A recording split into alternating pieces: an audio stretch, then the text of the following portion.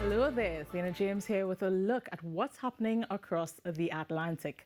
As of 11 a.m. today, we had the formation of Tropical Storm Erin in the eastern Atlantic west of the Cabo Verde Islands. Zooming in on Erin just a bit, we can see that it is better organized with a clear spinning motion and a lot of convection. Right now, maximum sustained winds are about 75 kilometers per hour. Most predictive models are forecasting Erin to develop into a major hurricane, within the next 2 days and possibly a major hurricane closer to the weekend. Erin's projected path is a bit of a tricky one because it is so far east, models are having a hard time determining how close it could get to land. Current projections show Erin moving west away from the Cabo Verde Islands, then making a small turn toward the northwest, edging closer to the northeastern Caribbean, Bahamas, and possibly impacting Bermuda. With Erin, seas are expected to become slightly elevated, especially around the northeastern islands. For most of the eastern and southeastern Caribbean, including us here at home, Erin poses no threat at this time, and there are currently no watches or warnings in effect. But we will be keeping a close eye on this system. Now, today conditions were mostly hot and sunny, with just a few brief isolated showers and the odd thunderstorm over the southern Trinidad. Something we haven't talked about in a while is Saharan dust.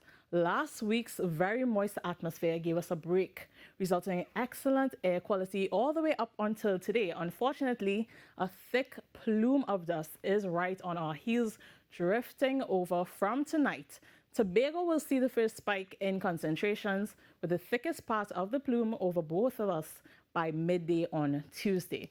Now, air quality may drop to unhealthy for sensitive groups, and even those of us with healthy lungs, it could feel uncomfortable for the eyes, nose, and throat. But for tonight, Trinidad can expect mostly clear skies with a slightly hazy atmosphere, with the chance of a few isolated showers and a medium chance of thunderstorms, mostly offshore to the east. The nighttime low will be around 24 degrees for Trinidad, but for Tobago, they too will also see a mostly clear night with a few isolated showers and only a low chance for the odd thunderstorm activity with a nighttime low of 25 degrees.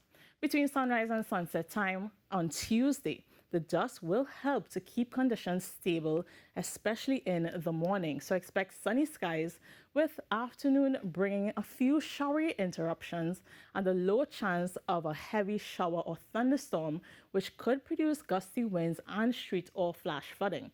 And yes, it is going to be a hot one where highs could reach as high as 33 degrees in Trinidad. So in addition to your mask and shades for the dust, sunscreen will be your best friend. Tobago's forecast is similar, mainly hot and sunny and hazy, with a few isolated showers possible closer to the afternoon/midday around that time, with a daytime high of 32 degrees.